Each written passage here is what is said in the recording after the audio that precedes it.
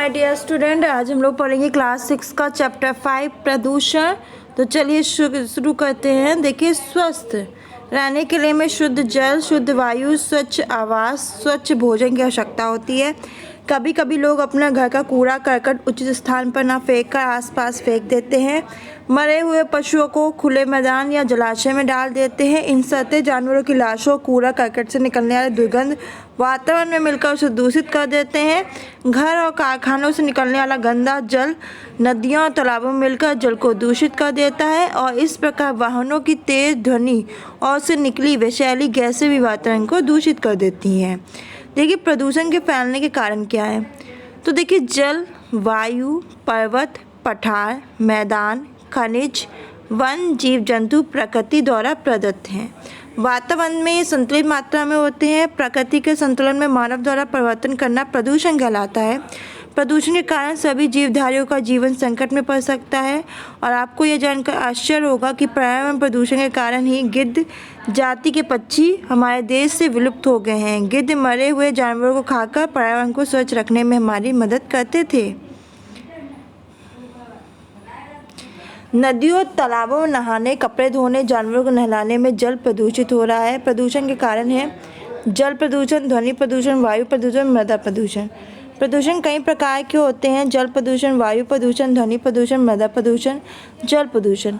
आपको लोगों को नदी, तालाब, हैंडपंप, कुएं स्नान करते, कपड़ा धोते हुए देखा होगा। क्या आपने सोचा है कि कुआं और हैंडपंप पर स्नान करने और कपड़ा धोने के बाद यह गंदा उसी के आसपास एकत्र होता रहता है। फिर यही गंदा जल भूमि में रिस कर कुओं और हैंडपंप के जल स्रोत तक पहुंचकर उसे दूषित कर सकता है।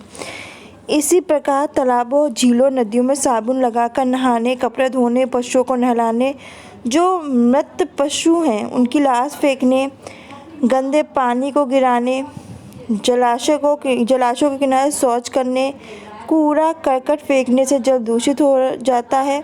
ऐसे दूषित जल को पीने से हमें अनेक प्रकार के रोग हो जाते हैं। टाइफाइड, पीलिया, हैजा, डायरिया, पेचिस। स्वच्छ जल का महत्व। सभी जीवों के जीवित रहने के लिए जल अत्यंत आवश्यक है। हमारे शरीर में जो विभिन्न क्रियाएं होती हैं उनको सुचारू रूप से चलाने के लिए स्वच्छ जल की आवश्यकता होती है।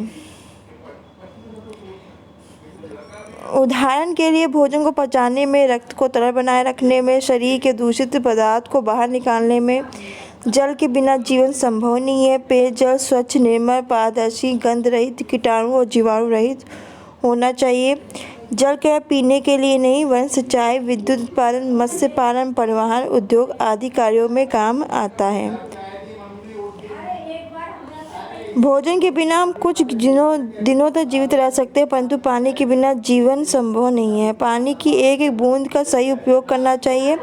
हमें अपने जीवन में उपयोगी जल को बर्बाद और प्रदूषित नहीं करना चाहिए। घर घर जाकर लोगों को जल बचाओ और उसे प्रदूषित होने से बचाने के लिए जागरूक करना चाहिए।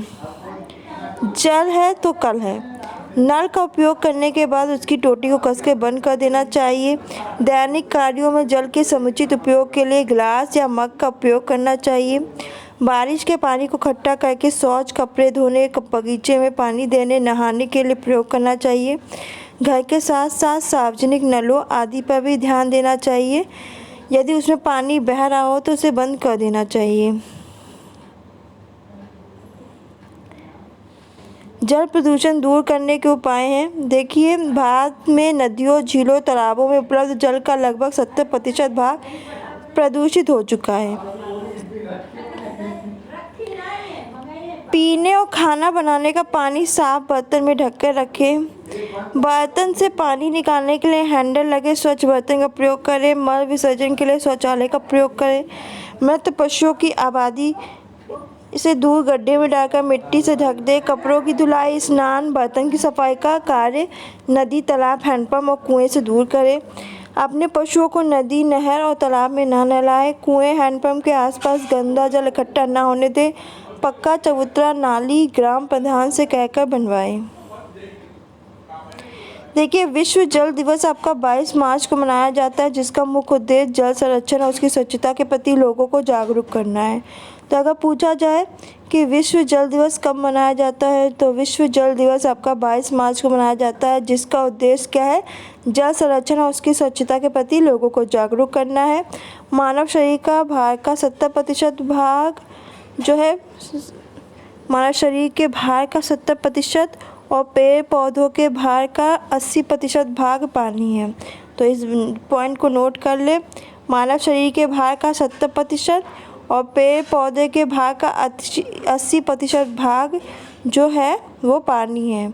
जल के प्रत्येक अणु हाइड्रोजन के 2 और ऑक्सीजन के 1 परमाणु के मिलने से बनता है। जल का रासायनिक संकेत है H2O। क्या है? H2O। जल का रासायनिक संकेत क्या है? H2O। क्या है? H2O।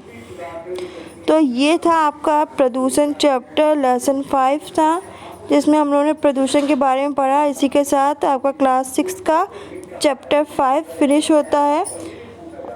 कल हम लोग चैप्टर 6 पढ़ेंगे, जिसका नाम है प्राथमिक चिकित्सा। तो आज के लिए बस इतना ही। मिलते हैं नेक्स्ट क्लास में नेक्स्ट टॉपिक के साथ। धन्यवाद।